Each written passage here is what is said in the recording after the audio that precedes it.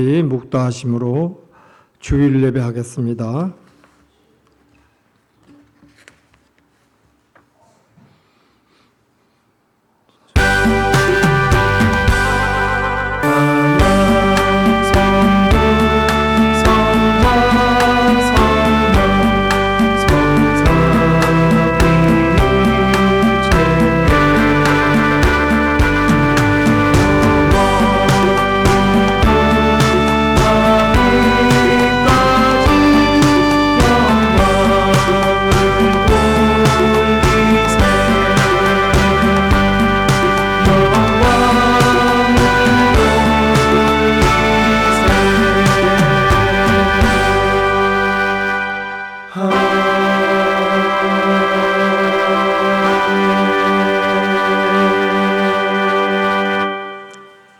만군의 여호와여, 주의 장막이 어찌 그리 아름다운지요. 내 영혼이 여호와의 궁정에 사모하여 세약하며 내 마음과 육체가 살아계시는 하나님께 부르짖나이다. 나의 왕, 나의 하나님, 만군의 여호와여, 주의 제단에서 참새도 채집을 얻고 제비도 새끼들을 보금자리를 얻었나이다. 주의 집에 사는 자들은 복이 있나니 그들이 항상 주를 찬송하리로다. 사랑과 은혜가 충만하신 하나님 아버지, 거룩한 주일에 맑고 깨끗한 생명수가 흐르는 은혜의 강가로 저희를 불러주시니 감사합니다. 광야 같은 세상에 살면서 지치고 피곤했던 저희가 오늘 이 예배를 통해 참된 평안과 안식을 얻게 하옵소서. 감사를 드리는 찬미와 예물을 받아 주옵소서. 우리의 기도가 보좌에 상달되게 하옵소서. 세우신 주의 종이 선포하는 진리의 말씀으로 저희의 갈급한 심령을 채워 주옵소서. 모든 영광을 삼위일체 하나님께 올려드리며 예수님의 이름으로 기원하옵나이다. 아멘. 찬송가 35장.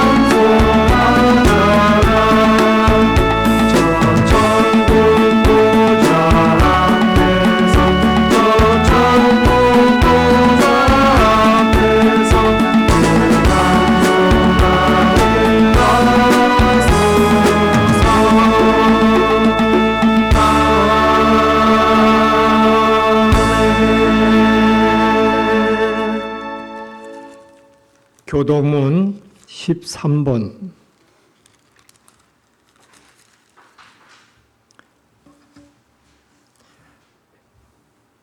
시편 23편 교독하겠습니다.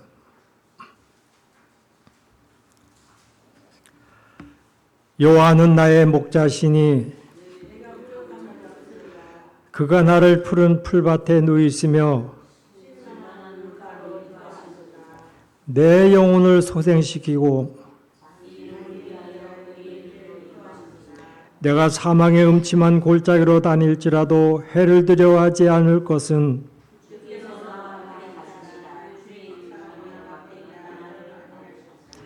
주께서 내 원수의 목전에서 내게 상을 차려주시고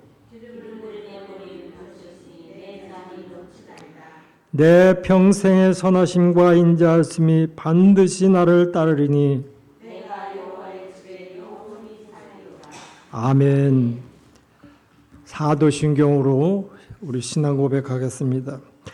전능하사 천지를 만드신 하나님 아버지를 내가 믿사오며 그의 아들 우리 주 예수 그리스도를 믿사오니 이는 성령으로 잉태하사 동정녀 마리아에게 나시고 본디오 빌라도에게 고난을 받으사 십자가에 못 박혀 죽으시고 장사한 지 사흘 만에 죽은 자 가운데서 다시 살아나시며 하늘에 오르사 전능하신 하나님 우편에 앉아 계시다가 저려서 산자와 죽은 자를 심판하러 오시리라. 성령을 믿사오며 거룩한 공회와 성도가 서로 교통하는 것과 죄를 사해 주시는 것과 몸이 다히 사는 것과 영원히 사는 것을 믿사옵나이다. 아멘. 찬송가 321장.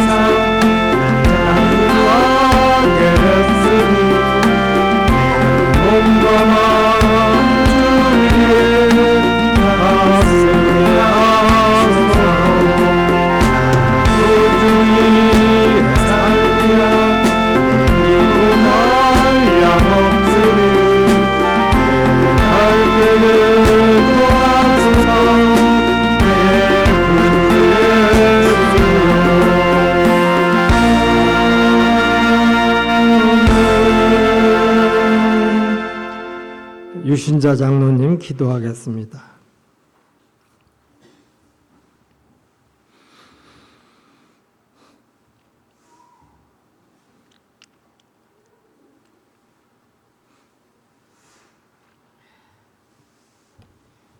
기도하시겠습니다. 사랑이 많으신 아버지 하나님, 저희들을 오늘도 주의 전으로 모이게 하심을 감사합니다. 사랑하시는 아버지 하나님, 저희들은 모일 때마다 너무나도 부족함이 많고 회개할 게 너무 많이 있습니다. 하나님, 우리들의 마음을 주관하여 주시옵시고 생각을 바꾸어 주시옵소서. 오늘도 거룩한 날 주의 전에 모였지만은 빈자리가 너무 많이 있사옵니다. 하나님, 저희들에게 전도할 수 있는 힘을 허락하여 주시기를 간절히 바라고 원합니다. 아버지 하나님, 두세 사람이 모인 곳에 내 이름으로 모이면 아버지께서 축복하신다고 말씀하셨지만은 아버지 하나님, 너무나도 빈약한 이 자리가 사랑하시는 아버지 하나님 마음이 아픕니다. 내 아버지 하나님, 오늘도 주의 전을 아버지 하나님 사모하는 식구들이 생기게 하시고 병마에서 튀어나올 수 있는 힘을 허락하여 주시옵소서. 아버지 하나님, 이 나라가 너무나도 칼과 총으로 죽이고 죽는 이 시간에 저희들은 하나님 말씀을 듣고자 여기에 모여 싸우니 우리들 마음을 주관하셔서 전도할 수 있는 허락하여 주시고 한 사람이 한 사람씩 전도할 수 있는 믿음을 허락하여 주시옵소서. 빛된 생활할 수 있도록 도와주시옵소서. 저희들이 빛된 생활 못하여 이 자리가 빈 줄 믿사오니 아버지 하나님 우리들 마음을 주관하여 주시고 감찰하여 주시고 믿음이 아버지 하나님 빛이 드러날 수 있는 저희들 되게 도와주시기를 간절히 바라고 원합니다. 여기에 우리 하나님의 전을 아름답게 꾸며 주셨지만은 아버지 하나님 저희들 부족으로 이 자리를 채우지 못하고 있사오니 하나님 힘을 주시어서 이 자리가 차고 넘칠 수 있는 이 교회가 될 수 있도록 주님 인도하여 주시옵소서. 사랑하시는 아버지 하나님, 주의 말씀을 전하시는 우리 목사님 위에 하나님 강건한 힘을 허락하여 주시어서 아버지 하나님 이 주에 있는 모든 신도들이 주님 목사님 따라 여기에 나올 수 있는 믿음도 허락하여 주시고 주님 발걸음도 허락하여 주시옵소서. 사랑하시는 아버지 하나님, 저희들은 연약하여서 아버지 하나님 나가서 전도하지 못하고 게으른 자리에 있사옵니다. 하나님 저희들에게 믿음을 더하여 주시어서 전도할 수 있는 힘을 허락하여 주시고 경로당도 찾아다닐 수 있는 믿음을 허락하여 주시옵소서. 내 아버지 하나님, 주위에 있는 모든 사람들이 여기에 다 모여 있을 수 있도록 우리 교회가 넘칠 수 있도록 아버지 하나님 축복으로 인도하여 주시옵소서. 나오지 못한 식구들에도 하나님 같이 하여 주시옵시고 병원에 있는 식구들도 하나님 하루속히 병마에서 일어나 여기에 올 수 있도록 아버지 하나님 축복하여 주시옵소서. 이 시간도 아버지 하나님 주의 말씀을 주실 때에 저희들 하나하나 가슴에 사겨질 수 있는 시간 되게 도와주시옵시고 우리 목사님에 더 힘을 더하여 주시어서 그 손이 얹고 기도하는 데마다 다 축복이 이루어지게 도와주시옵소서. 예배드리는 첫 시간입니다. 하나님 홀로 영광 받아주시옵시고 저희들 하나 눈동자와 같이 지켜주시기를 간절히 바라고 원합니다.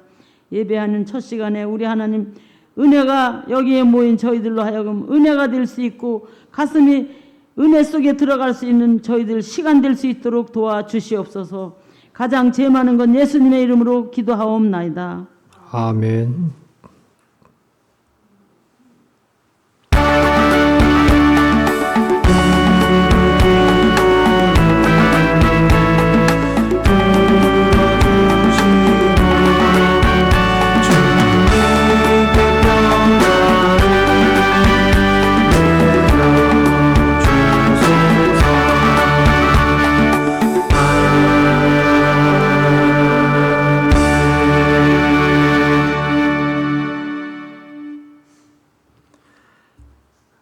오늘 은혜 받을 본문 말씀 보겠습니다. 신약성경 베드로전서 2장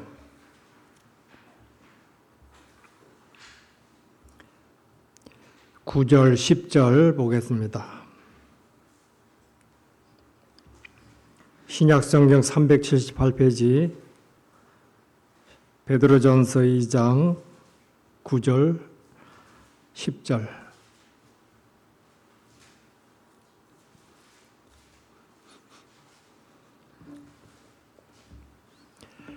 우리 같이 한 목소리로 소리내서 봉독하겠습니다. 9절 그러나 너희는 택하신 족속이요 왕같은 제사장들이요 거룩한 나라요 그의 소유가 된 백성이니 이는 너희를 어두운 데서 불러내어 그의 기이한 빛에 들어가게 하신 이의 아름다운 덕을 선포하게 하려 하심이라.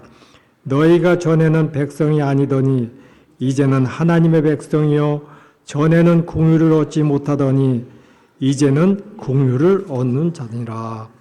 아멘. 오늘 예배에 참석하신 성도님들 또 이제 방송으로 같이 말씀의 은혜를 받는 모든 분들 하나님의 은혜가 충만하시기를 축복합니다. 오늘 말씀 제목을 한번 따라서 해보겠습니다. 믿음은 삶으로 드러날 때 가장 아름답습니다. 따라 한번 해보십시오. 믿음은 삶으로 드러날 때 가장 아름답습니다. 우리가 이야기를 우리 살아가는 삶의 인간 생활에 표현을 할 때에 의식주의 우리 생활의 기본이다, 그런 이야기를 이렇게 합니다. 근데 생존에 필요한 순서대로 말을 이렇게 다시 정리해서 본다고 하면은 식의주가 맞는 말이다, 그런 또 생각도 해봅니다. 다시 말하면 먹는 것, 그 다음에 집, 옷, 이런 순서에 우리가 오늘 의식주 이렇게 얘기를 하는데, 우리가 단순한 생존을 넘어 인간다운 삶에 있어서 풍요로운 이 모든 것을 우리들이 이 삶을 만들어가는 순서를 다시 한번 배열해서 보면은 우리의 이 의식주가 식의주로 바뀔 수도 있다는 것입니다. 그래서 옷이 맨 앞에 사용되는 이유가 뭘까, 이렇게 한번 생각을 해봤어요. 옷은 가리는 것 이상의 그 의미를 가지고 있기 때문에 그런 것 같습니다. 인간은 자기 표현을 할 수 있을 때에 아름답다고 이렇게 이야기를 합니다. 그게 인간다워지는 시작이다, 그렇게 우리는 봅니다. 그래서 오늘 우리는 무엇을 할 때부터 거울 앞에서부터 시작합니다. 내 옷이 바로 맞는가? 또 저같이 양복을 입을 때는 넥타이는 바르게 지금 돼 있는가? 또 옷하고 넥타이하고 또 색상은 맞는가? 입는 것에 상당히 중시를 우리가 하고 있습니다. 민주주의가 표현의 자유를 중요하게 여기는 그런 이유도 이와 무관하지 않습니다. 복장은 자기를 표현하는 그런 강력한 수단이라고 우리가 생각을 하면은 우리가 일상적으로 생각하고 말하는 의식주라는 말이 바른 말이겠다, 그런 생각을 해봅니다.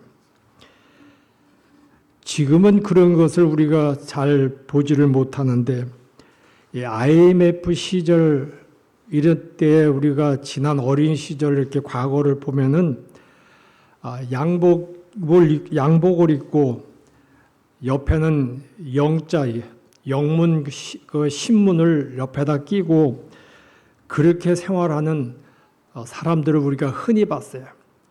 길가에 노숙자로 앉아 있는 사람도 영자 신문을 놓고 보는 거예요. 근데 그때 그런 것을 그 광경은, 야, 저 사람이 어떻게 노숙자 생활하면서도 영어 신문을 보고 있네, 그렇지.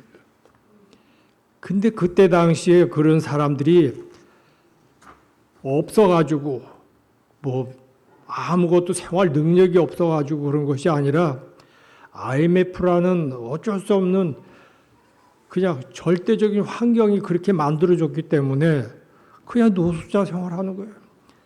자기의 성숙하고 유식한 그런 삶을 노숙자라고 하는 그 위치에 앉아서도 영자 신문을 보고, 거기에 앉아 있는데 남루한 무슨 다 떨어진 옷을 입는 게 아니라 자기가 근무하면서 입던 양복 그대로 입고 노숙자 생활하는 모습을 우리들이 지금 기억한다는 얘기입니다. 이것이 그 사람의 앉아 있는 그 사람은 우리 다른 사람은 이해를 못하지만 그 자신은 내가 지금은 어쩔 수 없이 이래 됐지만 앞으로 나는 언젠가 내가 해오던 그 자리에 내 생활을 그대로 나는 갈 것이다, 할 것이라는 얘기예요. 의지를 가지고 그 환경을 그들이 견뎌낸 그런 삶을 우리들이 돌아볼 수가 있다는 얘기입니다. 지금 가끔씩 TV에서도 그 설교하는 목사님들을 볼 때 청바지를 입고 나오고 어떤 목사님은 머리에다 빨간물, 노란물 물들이고 하는 그런 목사님들도 방송에 본 일이 있어요. 왜 목사님이 저렇게 우리가 그냥 평범하게 이해할 수 없는 환경을 또 복장을 가지고 나와서 할까? 그런 게 궁금한데 그분들의 뒷이야기를 보면은 이 시대에 맞는 그 젊은 사람들 또 자기의 격식을 안 갖추고 그냥 평범하게 사는 그런 사람들의 어떤 동질감을 맞추기 위해서 그런 복장을 했다. 그런 이야기를 합니다. 복장이라는 이 환경이 얼마나 우리들에게 많은 관계를 개선해주고 바꿔줄 수 있는 여건인가를 우리가 생각을 해볼 수가 있습니다. 그래서 오늘 사도 바울은 이 본문 말씀에서 우리 그리스도인들을 오늘 지목해 놓은 용어가 있어요. 여러분들이 같이 본 그 말씀 안에 족속, 제사장들, 나라, 백성이라는 말을 오늘 이렇게 끊어가지고 이야기를 합니다. 이런 단어의 설명을 오늘 우리들이 한번 보면서 이들은 의복을 통해서 자신의 존재를 표현했다는 그런 공통점을 우리가 찾아볼 수가 있습니다. 그래서 그 의복만 입은 걸 보면은 그 사람의 위상, 그 사람이 지금 어느 곳에서 무엇을 하는 사람인지, 나라를 구별한다면은 저 사람은 어느 나라 사람이구나. 그 구분이 됐다는 얘기예요. 지금 우리들이 이렇게 세계 이렇게 나라의 사람들의 복장을 보면은 전통적인 복장을 보면은 그냥 막 같이 이렇게 그냥 한눈으로 보면 다 애국 사람인데 복장을 보면서 저 사람은 인도 사람이구나.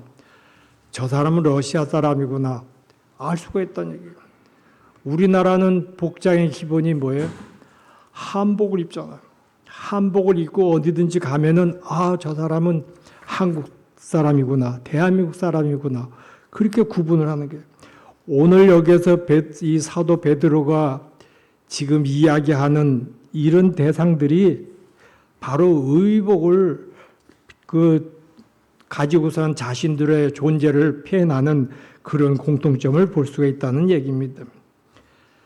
베드로가 이런 단어를 선택한 이유는 믿음은 바로 표현이 되어야 하기 때문에 믿음의 마음에만 모르지 않고 삶으로 표현해야 된다. 옷을 입고 어디에 우리 일상생활을 하면서 보여주듯이 우리 믿음이 옷 입고 나서서 행동하는 것처럼 보여지는 게 있어야 된다는 얘기입니다. 우리의 믿음이 하나님을 사랑하고 이웃을 사랑하고 그 많은 우리들의 평화를 사랑하고 먼저 우리들이 섬기고 겸손한 생활하는 이 행동의 삶이 바로 표현된다면 우리는 오늘 여기 베드로가 얘기하는 하나님의 백성, 하나님의 족속이라는 빛 가운데 우리는 이걸 어떻게 행할까 하는 것을 오늘 한번 생각을 해볼 필요가 있습니다. 그래서 믿음은 말로 지금 설득하던 시대는 끝났다는 얘기예요. 우리 어렸을 때 보면은 그냥 그 나이 든 권사님이나 집사님이나 이런 분들이 그 이야기하는 거, 전도하는 그런 말의 표현 보면 그냥 말로 다 했어요. 말로 하나님 믿음은 어떻다고 하고 하나님은 어떤 분이라고 이렇게 설명하면 그거 받아들이는 사람은 그대로 그거를 받아들였어요. 근데 지금은 믿음은 말로 백날 얘기해봐 소용이 없다. 그 말 나도 알아. 그거 나도 다 들어서 알아. 자기가 다 TV도 봐서 알았다는 얘기입니다. 말이 되질 않아. 이제는 거기에서 우리들이 믿음을 보여주는 것이 바뀌어져야 된다는 얘기죠.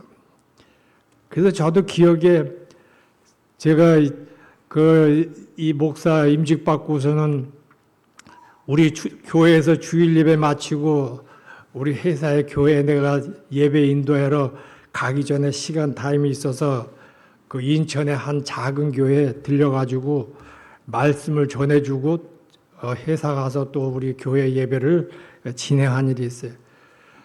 그 교회, 그 작은 교회 안에 모이는 사람들이 그 여자 목사님이 1,000원짜리를 이렇게 준비를 이렇게 해가지고 있는 거예요. 그날 교회에 참여하는 분들한테는 오는 분들한테 1,000원씩을 다 주더라고.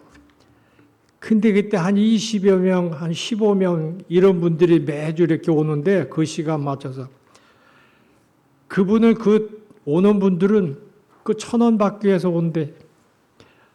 오늘 우리들이 과연 믿음을 이렇게 보여주기 위해서 어떤 방법을 우리가 해야 되는가 하는 것은 이제는 말로 믿음을 보여야 하는 시대는 끝났다.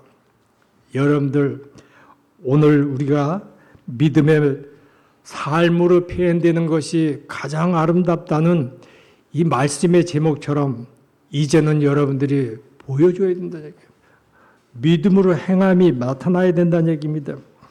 그래서 로마서 10장 10절의 말씀을 보니까는 그리스도인은 마음으로 믿고 입으로 시인해서 구원에 이른다고 이렇게 이야기를 합니다. 그 믿음을 삶으로 드러날 때에 가장 진실하다는 얘기죠. 사도 바울은 더 나아가 믿음을 하나님의 전신갑주를 입고 보여주라는 얘기예요. 당당한 또 용맹스러운 그런 전투에 나가는 그런 모습, 그 전신갑주를 입어야 된다. 오늘의 본문 말씀은 왜 그리스도여만 믿음의 대상이 온전해질 수 있는가? 그런 말씀에 오늘 본문의 말씀의 중심입니다. 오늘 처음 우리가 봉독한 말씀 9절의 첫 소절이 뭐예요? 그러나 이렇게 말이 시작됩니다. 그러나 이것은 위대한 어떤 그 반전을 앞에 놓고 놀라운 변화를 예고하는 그런 말에 연결되는 그런 의미가 있습니다. 오늘 우리가 읽진 않았지만은 그 앞에 말씀을 보면은 우리라는 사람이, 우리 인간이 어떤 사람이었느냐? 그냥 유대인, 하나님을 잘 믿고 하나님을 믿지 않던 이방인들이 같이 함께 어울려서 이 성전의 모퉁이의 돌처럼 그렇게 쓰임받는 그런, 근데 거기서 버림받았어요. 쓸모없어서 버려진 돌이라는 얘기예요. 그 돌이, 버려진 돌이 지나가는 사람 발에 걸려서 불편하게 만들고 넘어지게 만드는 거침돌이, 그게 지금 우리들이라는 얘기예요. 근데 오늘 여기에서 그러나 하면서 이런 우리가 어떻게 변화되는지, 변화되어야 하는지를 오늘 여기 말씀에서 우리가 보는 것입니다.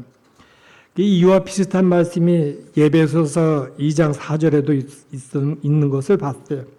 허물과 죄로 죽었고 공중의 권세를 잡은 자를 따르며 육체의 소욕에 따라 살던 불순종의 자녀였던 우리라고 이렇게 말을 합니다. 그러나 하나님의 긍휼과 사랑이 어떠한지를 오늘 이어서 말씀을 합니다. 큰 변화가 아닐 수가 없다는 얘기예요. 오늘 내가 이렇게 있는 이 시간과 이 환경이 나라는 존재가 엄청난 변화를 가져왔다는 얘기입니다. 오늘 우리 본문의 앞에 8절에 보면은 예수님은 그분을 거절한 사람을 부딪힌 돌과 넘어지는 바위가 되었다고 했을 때, 그러나 오늘 여기에서 우리들이 거듭난 새로운 변화를 가져온 것이란 얘기입니다. 우리가 그리스도인과 교회로서 어떻게 부름을 받았는지 알고 싶다면 이 말씀이 우리의 분명한 그런 말씀을 우리가 기억해야 될 것입니다. 이 말씀에는 하나님이 우리를 어떤 모습으로 불러주셨는지 구체적으로 나와 있다는 얘기입니다.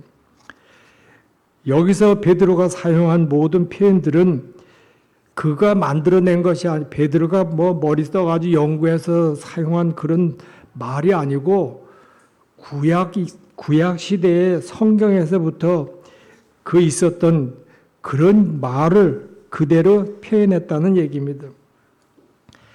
그런데 신약 성경에 와서 이와 같은 표현을 사용한 것은 구약의 이스라엘 백성들이 신약의 교회나 하나님께 자신의 백성으로 삼으실 때는 특별한 모습을 거기서 기대하셨다는 얘기입니다.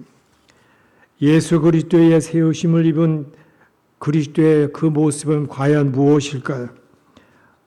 오늘 성경에서는 택하신 족속이라고 이렇게 이야기를 합니다. 족속이라는 말은 어떤 민족을 꼬집어서 얘기를 하는 거죠. 이들은 똑같은 계보, 족보를 가지고 있다는 얘기입니다.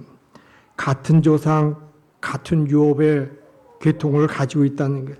이스라엘 백성들에게는 같은 조상의 아브라함의 조상이라고 그렇게 이야기를 하고 있고, 아브라함의 그 족보를 통해서 그들은 모든 유업이 이루어졌다는 얘기입니다.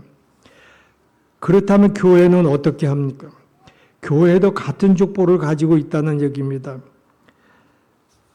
우리 각자는 다 나름대로의 족보를 가지고 있지만 예수 그리스도를 통해서 거듭난 우리는 새 아담, 예수 그리스도라는 같은 조상을 가지고 있다는 얘기예요. 그래서 여러분이나 저나 오늘 우리들이 다 하나님을 아버지라고 불러요. 똑같이 그렇게 호칭을 하고 있는 겁니다. 이렇게 우리들이 하나님의 자녀로서 하나님의 족보를 우리가 가지고 이제 살아가는 한 족속이 되었다는 이야기입니다.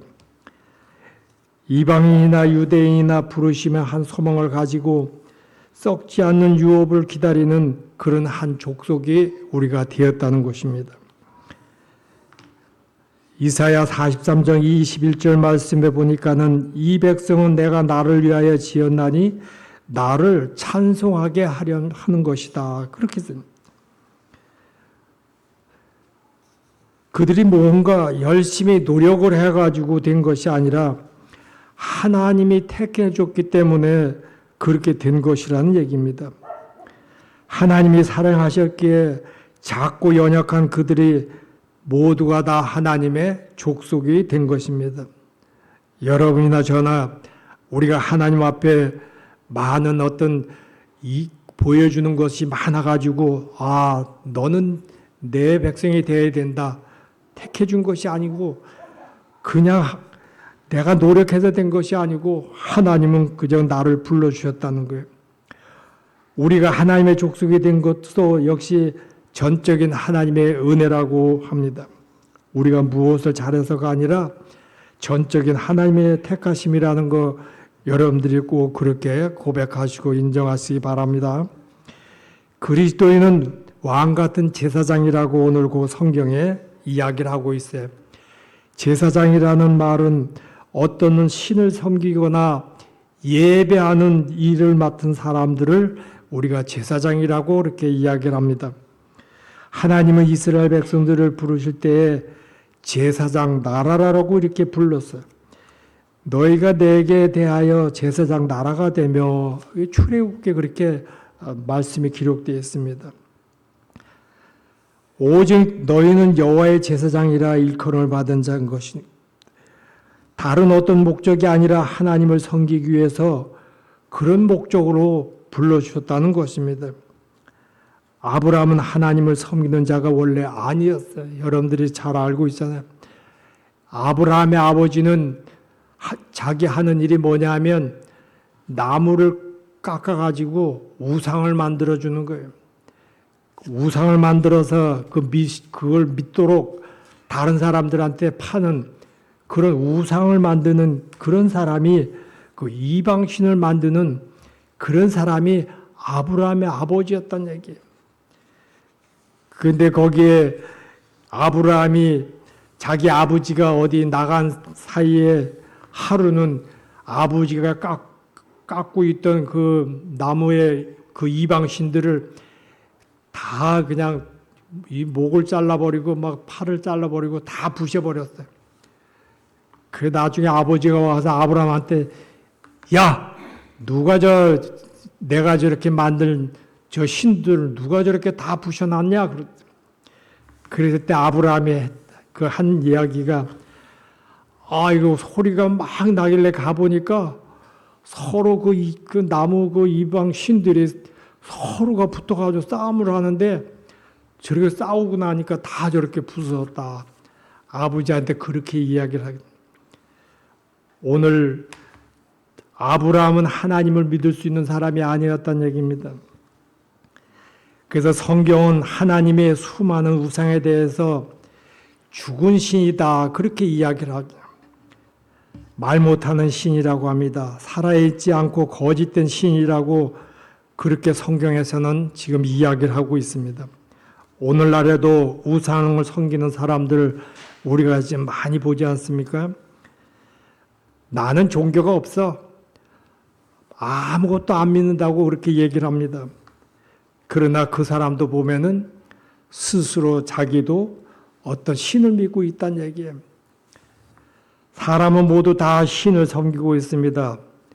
그러나 참신 유일한 하나님을 섬기는 사람들, 그때 옛날 그 당시에는 이스라엘 백성들이었고 오늘은 지금 우리가 하나님을 믿는 우리들이란 얘기예요. 오늘 이 교회가 바로 하나님을 섬기는 거룩한 성전이란 얘기입니다. 우리가 섬기는 이 신이 참 왕이기에 왕 같은 제사장이라고 우리가 이야기를 하고 우리는 결국 왕이신 하나님과 함께 왕노릇 할 것이고 찾기 때문에 우리는 왕 같은 제사장이라고 이렇게 이야기를 합니다. 여러분들 우리가 왕 같은 제사장이라는 거 여러분들이 오늘 은혜로 꼭 기억하시기 바랍니다. 계시록의 1장 6절 말씀 보니까 그의 아버지 하나님을 위하여 우리는 나라의 제사장으로 삼으신 그에게 영광과 능력이 세세토록 있기를 원하노라. 썩어질 수밖에 없는 이방 신들을 섬기는 사람이 아니라 참 살아계신 하나님을 섬기는 자로 우리는 지금 부름을 받은 자다는 얘기입니다. 그 다음에 그리스도인은 거룩한 나라라고 이렇게 이야기를 했습니다. 나라라는 특징은 같은 법을 존재하고 문화와 관습이 비슷한 것을 우리들이 나라의 의미를 가지고 있습니다. 하나님이 이스라엘 백성을 나라로 부르실 때 그에게 많은 법을 주셨어요. 너는 여호와 네 하나님의 성민이라. 네 하나님 여호와께서 지상 만민 중에서 너를 자기 기업의 백성으로 택하셨나니 그렇게 말씀하셨어요. 자기 백성을 거룩하게 구별하기 위해 주신 것이 바로 성경의 율법을 그렇게 이야기를 하고 있습니다. 우리 대한민국의 온전한 국민이 되기 위해서 우리는 얼마나 마음이 많은 법이 세워져 있어요. 그 법을 지키질 못하면 그 법을 무시하면 대한민국 사람이 아니란 얘기예요. 그 법을 과도하게 위반되면 완전히 국적을 제명시키는 것이 아니라 사형도 시켜서 그 생명을 아예 없애버리기도 하잖아요. 왜 그렇게 하느냐? 하나님의 법도 굉장히 엄하게 만들어진 것은 거룩함을 지키기 위해서 그렇게 법을 만들었다는 얘기입니다. 특별히 구별된 그런 법이란 얘기예요. 오늘 우리나라의 법은 어때요? 매일 하나씩 생기잖아요. 생기는 게 뭐예요? 오늘 우리 일상생활에 지금 불편하면 법을 바꾸는 거예요. 요건 이렇게 해야 된다, 저렇게 해야 된다. 그런 법하고 지금 우리들이 보는 이 율법이란 기본은 전혀 다르다는 얘기죠. 온전한 하나님의 백성을 만들기 위해서 또 그렇게 존재시키기 위해서 법을 만들었어요. 우리 대한민국의 법도 그렇게 됐으면 좋겠어요.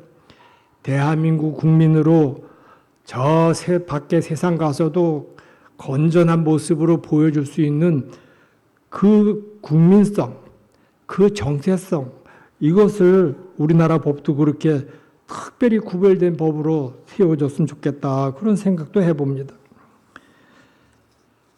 오늘 많은 자들 중에 특별히 불러냈던 이 이스라엘 백성들, 바로 하나님이 거룩하시기 때문에 너희도 거룩해야 된다는 얘기예요.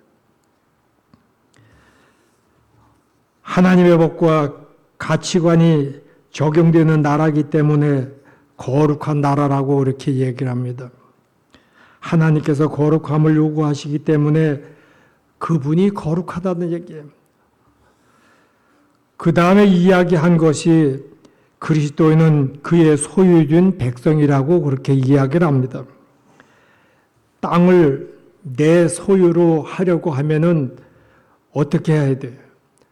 우선 그 땅이나 그 집을 내가 사야 된다냐, 돈을 주고 사야 된다고 되는 것입니다.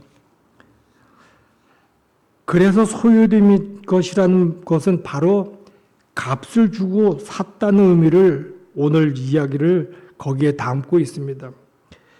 그래서 하나님이 우리를 소유된 백성이다, 그런 이야기는 우리를 그렇게 영원히 멸망할 수 없고 우리의 믿지 않는 그런 이방인처럼 살아가야 될 사람을 하나님께서 다 값을 주고 우리를 사셨다는 얘기예요.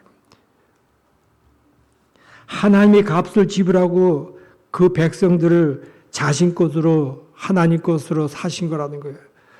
그래서 말씀 우리 성경을 볼 때마다 너는 내 것이라 그런 표현을 그냥 당연하게 하는 거예요. 그래서 우리는 나는 하나님의 자녀다.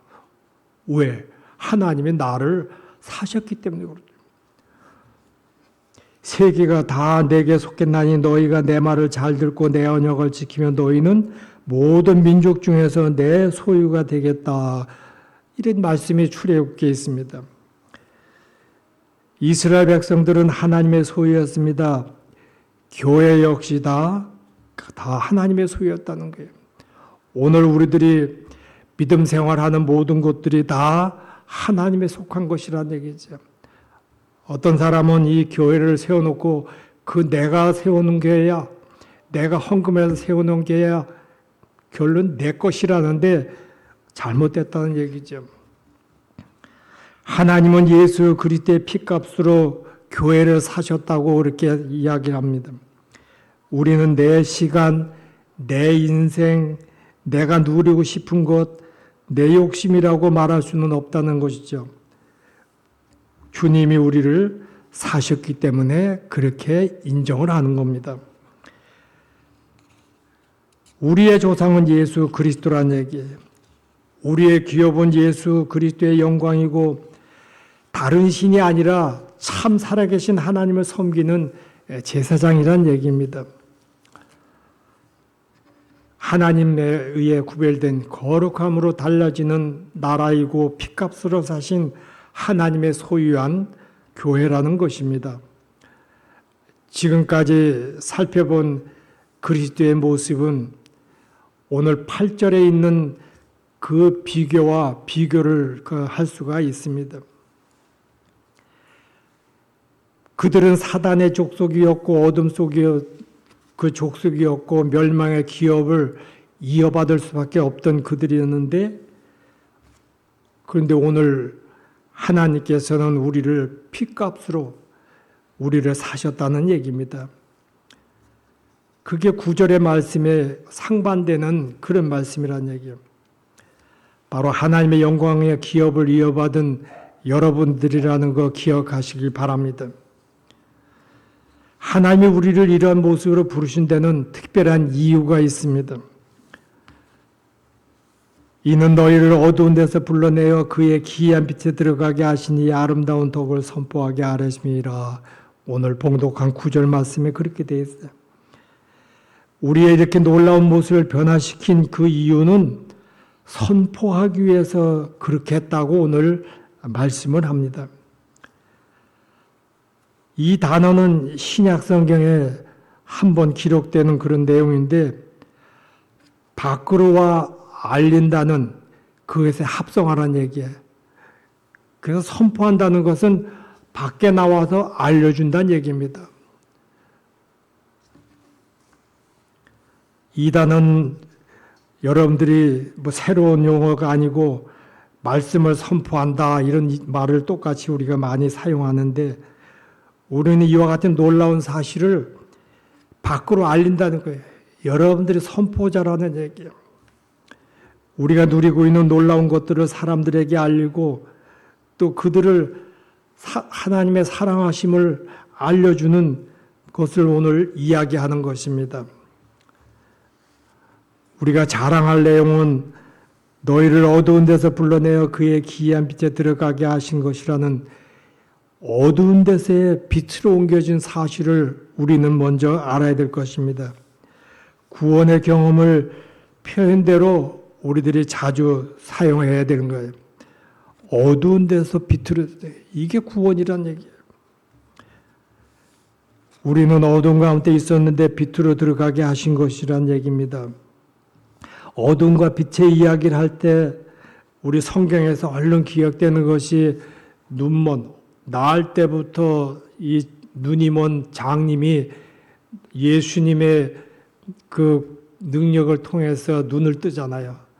그와 같다는 것이래요. 오늘 우리들의 모든 심령이 어두운 데서 빛을 우리가 받은, 구원받은 그런 생각, 그런 삶, 그런 모습을 우리가 가져야 된다는 얘기입니다. 우리의 구원은 죽은 상태에서 생명을 얻은 것이고 어둠에서 빛으로 인도된 것이란 얘기입니다. 거짓이 가득한 세상에서 참 진리로 나아가게 한 것이 오늘 우리들의 놀라운 변화라는 것이죠. 모든 것이 가능케 하신 것이 빛과 진리의 생명이 되신 예수 그리스도라는 얘기입니다. 이 하나님의 은혜의 축복이 하나님의 구속사역을 사람들에게 알리고 전파하는 여러분들이 되시기를 바랍니다. 이것이 바로 교회가 또 해야 할 일이라는 얘기입니다. 교회는 정치적인 의견을 피력하거나 환경을 지키기 위해서 또 가난한 사람을 돌보기 위해서 모이는 그런 교회가 아니라는 얘기입니다. 지금은 다 변질돼 가지고 교회가 하나님의 이 뜻에 다 반대로 역행을 하고 있어요. 뭐 지금 뉴스에 다 나와 있잖아요. 우리가 그냥 말로만 하는 것이 아니라 지금 현실에 다 부각돼서 나타난 사실이란 얘기입니다. 어둠에서 빛으로 나가게 하신 하나님을 세상에 전파하기 위해서 모인 우리 새순평화교회 여러분들이 되시기를 축복합니다. 믿음을 삶으로 드러낼 때 가장 아름답습니다. 우리 한번 따라서 해보겠습니다. 믿음은 삶으로 드러날 때 가장 아름답습니다.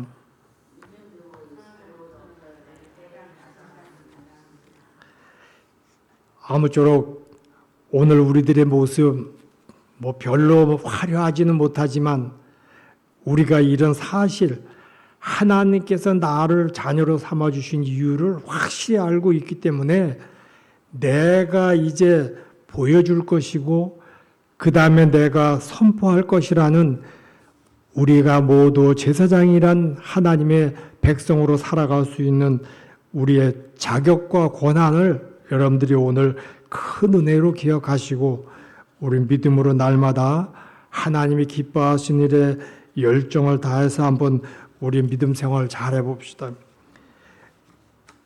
이제 모든 기초가 되시는 분, 하나님을 선택하신 분, 그분 위에 우리가 세워져 있기 때문에 여러분들은 이제는 좋은 일로 하나님을 기뻐하시는 일로 일을 해도 이제는 부족함이 없을 거예요.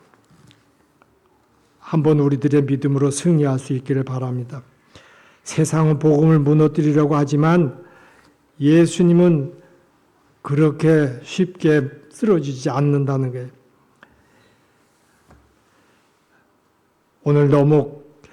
오늘 들려준 이 말씀이 과한 메시지인 것처럼 들릴지 모르지만은 이 간단한 이런 명료한 메시지는 우리가 반드시 지켜야 할 복음이며 핵심이라는 것을 기억하시기 바랍니다. 기도하겠습니다. 사랑의 주님, 오늘까지 함께해 주심을 감사드립니다. 함께하는 사람들에게 그리스도의 빛을 비추며 살아가길 원합니다. 하나님과 이웃을 사랑하고 진리와 평화를 사랑하며 먼저 섬기고 겸손히 행하는 믿음으로 살게 하옵소서.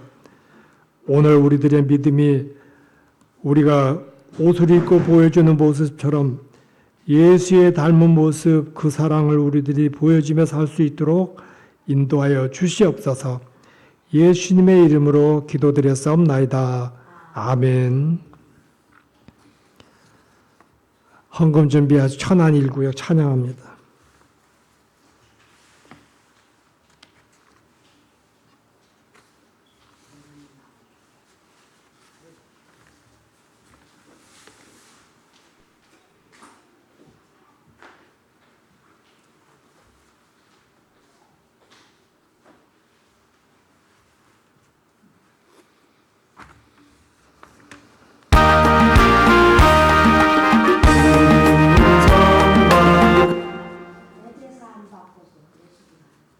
내 제사함 받고서 예수를 하라. 내 제사함 받고 예수를 하라.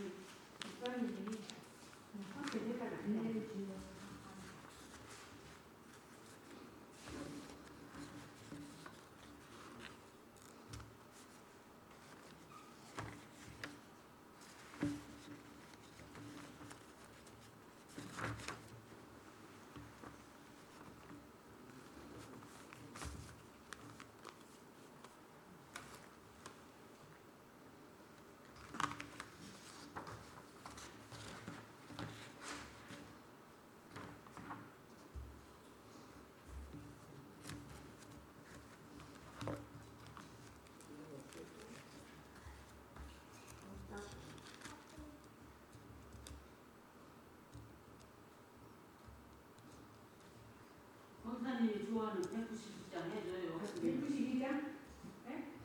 197장. 197장 해주세요.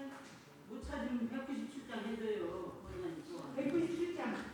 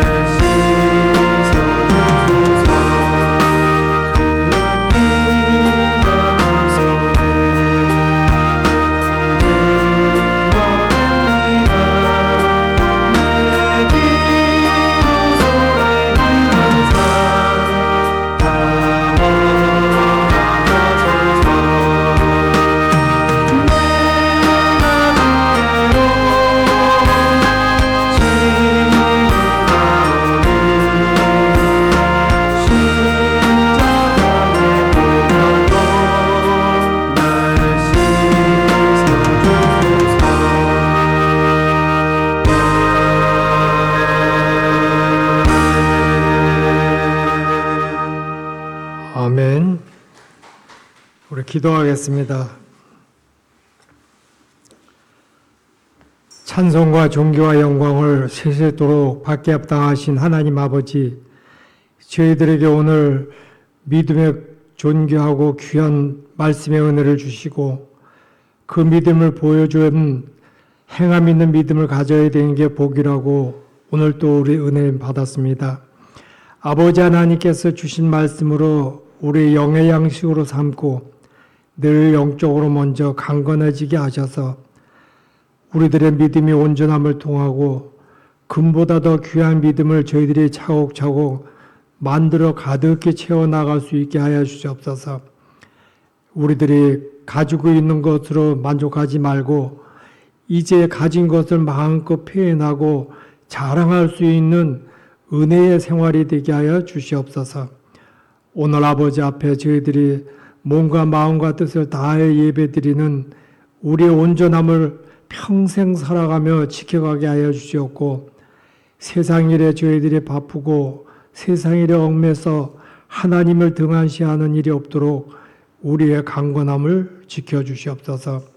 오늘도 얼굴 맞대지 못하는 사랑하는 형제 자매들 하나님 그들도 다 궁휼히 여기셔서 아버지 하나님께서 그들의 환경과 여건을 주양하시사 아버지 하나님 그들도 왕같은 제사장으로 하나님 앞에 먼저 나와 예배하고 찬양하고 감사한 후에 자기들이 하고 싶은 일을 행할 수 있는 우선순위를 바꿔갈 수 있게 하여 주시옵소서. 오늘 우리들이 의식주를 두고 생활할 때에 하나님 먹는 것보다도 입는 것이 더 우리들에게 좋은 표현의 방법임을 알았으니 우리들이 보여주는 이 믿음의 생활에 다시 한번 새로운 우리의 삶의 변화가 있게 하여 주시옵소서. 나라 아버지 하나님 우리의 백성 우리의 족속 하나님께서 저희들 정하신 대로 어느 곳에 무엇을 하든지 존귀함을 잃어가지 않도록 담대함과 하나님 아버지의 보호하심이 있게 하여 주시옵소서. 하나님 이 시간에 또 저희들의 물질로 예배를 드리며 감사를 드립니다. 하나님과 약속된 귀한 예물 11조 예물 하나님 받으시옵시고 말씀대로 약속을 이루어 주셔서 드리는 자들에게 하늘의 이루와 땅에 기름진 풍성한 것을 다 받아 축복을 누릴 수 있게 하여 주시옵소서. 말씀을 전하는 선교 예물 또한 아버지 하나님 어지러운 시대에도 감사의 조건 찾아드린 감사 예물 또한 주일 성수 꽃구경 나가지 않고 세상 사람 만나지 않고 예배하는 마음으로 주일 예물 드린 사랑하는 그 손길들 하나님 이제 우리들의 행함에 하나님 늘 기뻐하고 감사만이 있게 하여 주시옵소서. 우리 새선평화계를 온전하게 하시고 거룩한 성전으로 날마다 세워져서 창대함을 지켜가게 하여 주시옵소서. 이제 몸돈 성전의 거룩함을 아버지 하나님 꽃내음이 활짝 피고 나는 우리의 성전이 되게 하셔서 벌과 나비가 꽃을 찾아오듯이 이 성전을 기억하고 찾아오는 많은 사람들의 그 행함의 발길이 복이 있게 하여 주시옵소서. 이제 계획된 방문자들 하나님 그들의 심령들이 몸된 성전을 사랑하고 섬기는 자들로 하나님의 은혜가 있게 하여 주시옵소서.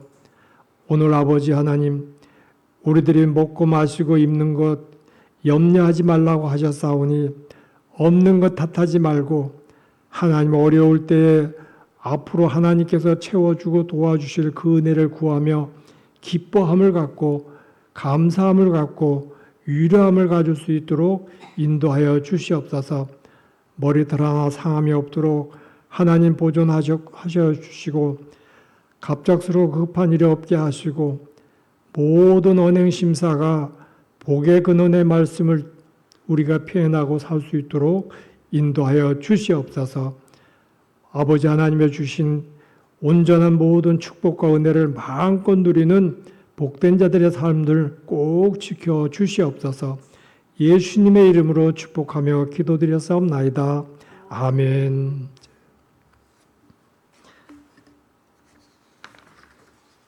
그 다음 주 그러니까 토요일 날은 우리 서울에서 그 우리 교인들이 방문 예정이 돼 있고 26일 주일 예배 때는 그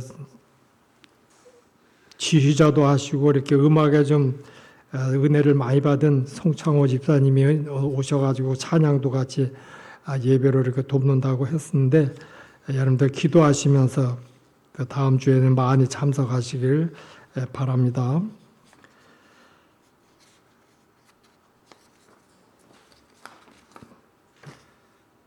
찬송가 540장 찬양합니다.